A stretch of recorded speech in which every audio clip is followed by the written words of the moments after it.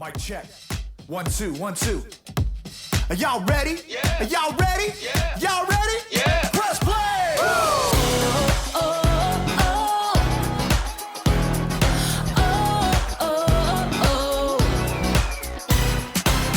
Jesus, we know we belong here because of your love for us that goes on and on forever. Jesus, we know you are with us wherever we go. You're there, we'll always be together. So sing along with me for all the joy he brings. It's going down. Get in the mix. We're not stopping. Get in the The mix. party's hopping. Get in the mix. Everybody say, it's time to press play. Get in the The mix. beat is dropping. Get in the mix. Feet are stomping. Get in the mix. Everybody say, it's time to press play. Press play. Press play. Jesus, we know we belong here because of your love for us that goes on and on forever. Jesus, we know you are with us wherever we go. You're there, we'll always be together. So sing along with me for all the joy he brings. It's going down. Get in the mix. We're not stopping. Get in the The mix. party's hopping. Get in the mix. Everybody say, it's time to press play. Get in the The mix. beat is dropping. Get in the mix. Feet are stomping. Get in the mix. Everybody say, it's time to press play. Press play. Press play. Press play. Press play. All right, all right, all right. We're gonna break it down one time, y'all. You gotta sing it out with all you got. Y'all ready? Come on, come on. Clap your hands like this. Have confidence to get in the mix. Clap your hands like this. Have confidence to get in the mix. Now clap your hands like this. Like this. Have confidence to get in the mix. Now clap your hands like this. Like this. Everybody get in the mix. Get in the mix. We're not stopping. Get in the The mix. party's hopping. Get in the mix. Everybody say, it's time to press play. Get in the The mix. beat is dropping. Get in the mix. Feet are stomping. Get in the mix. Everybody say, it's time to press play. Press play. Press play. Press play. Press play.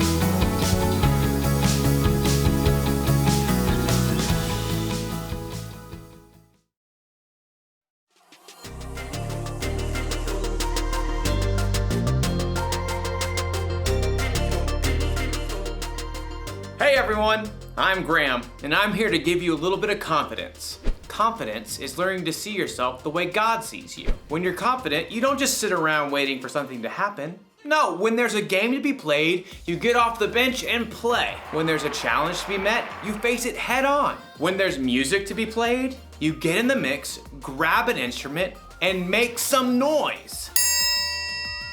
See what I mean? Confidence. Believe it or not, some people think the triangle isn't that important of an instrument. The band could get along just fine without it. But we know better, don't we? I mean, how else would you know when someone on TV had a good idea? Or how would you know when someone had the right answer on a game show? The answer is the Yangtze River. And of course, who can forget the dinner bell? Come and get it! Sometimes something that doesn't seem important can make a big difference.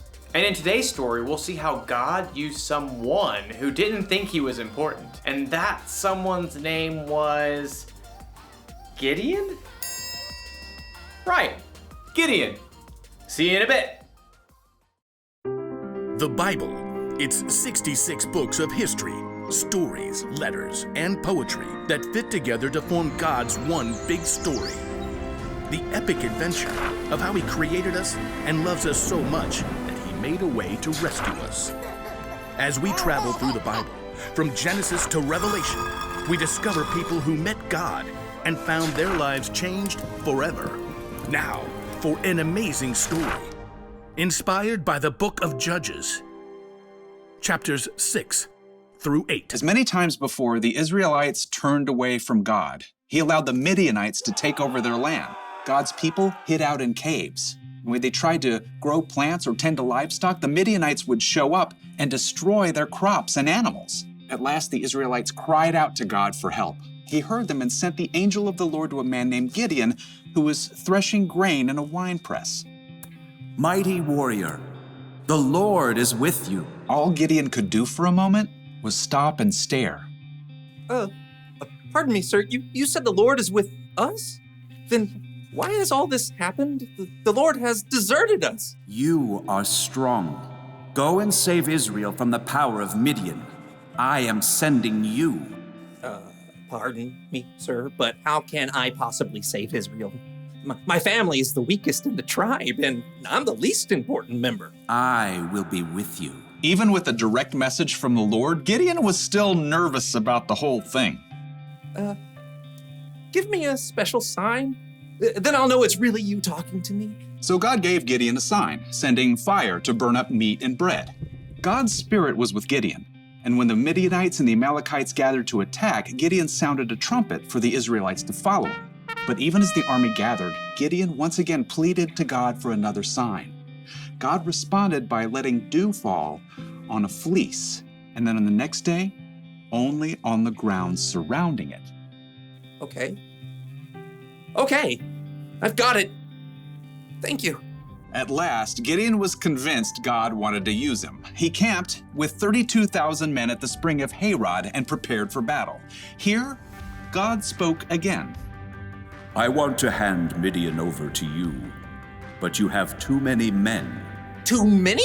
Israel might brag, my own strength has saved me. Announce to the army, those who tremble with fear can turn back. Gideon did just as the Lord instructed. There, Lord. 22,000 men have gone home. Only 10,000 left to fight. There are still too many men. Have you seen the Midianite army? Take the men down to the water. There I will reduce the number of them for you.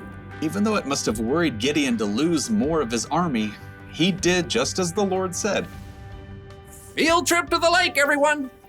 At the water's edge, the Lord said, Some men will drink the way dogs do. They will lap up the water with their tongues. Separate them from those who get down on their knees to drink. Gideon watched carefully. Most men got on their knees and drank directly from the water, but 300 men cupped the water in their hands and lifted them to their mouths to lap. So, God, I send those 300 men home and keep the other 9,700, right? With the help of the 300 men who lapped up the water, I will save you. Let all the other men go home. Okay. Yes. Gideon sent home every single person in the army except those 300 men. Get some sleep. Tomorrow we will figure out what's next. That night, the Lord spoke to Gideon once more. Get up. What? I'm awake. Gideon stumbled out of his tent. Below, the campfires and torches of the enemy armies covered the entire valley. So many. Like a swarm of locusts. Go down to the camp. Listen to what they are saying. After that, you will not be afraid to attack. Wondering if he might be dreaming, Gideon snuck down the mountain to hover in the shadows at the edge of the camp. He could hear voices from a nearby tent. I had a dream. A round loaf of barley bread came rolling into the camp. It hit the tent with great force and knocked it flat. Wow, But that can only be the sword of Gideon from Israel. God has given him the whole camp. Gideon listened in shock. Wow, God. Thank you. At once, Gideon scrambled back up the hill to the Israelite camp. Get up! Get up! The Lord has handed the Midianites over to you. Quickly, Gideon separated the 300 men into 3 groups and handed each one a trumpet and a clay jar with a torch inside. Watch me. Do what I do. I'll go to the edge of the enemy camp. Then we'll blow our trumpets from all around the camp and shout, "For the Lord and for Gideon!" Gideon and his men headed quietly down the slope, fanning out in groups to surround the vast enemy camp.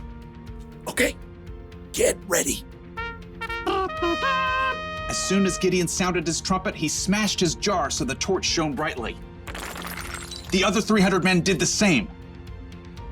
For the Lord! A sword for the Lord! Gideon! The Israelites held their ground, but their enemies panicked, confused by the trumpets and bright lights that pierced the dark night.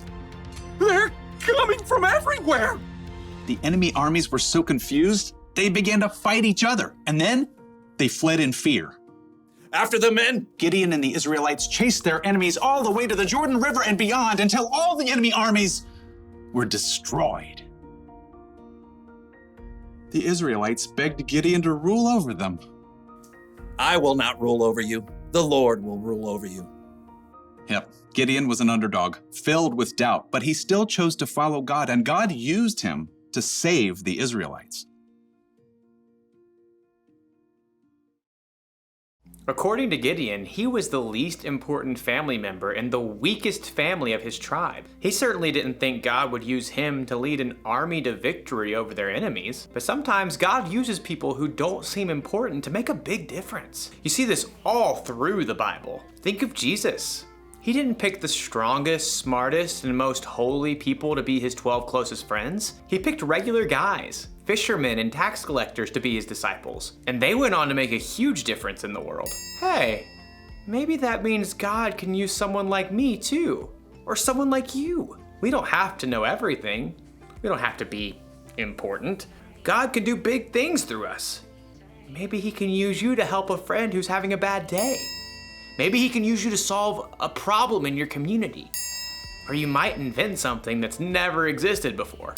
You might not think you're that important, and you might not think you're ready to make any kind of big difference. But the truth is, God thinks you're important, and he's totally ready to use you for something amazing. That's the one thing to remember today. God can use you no matter what. Knowing that should give you a little confidence. Why is my mouth watering? Oh, must be dinner time. I'll see you around.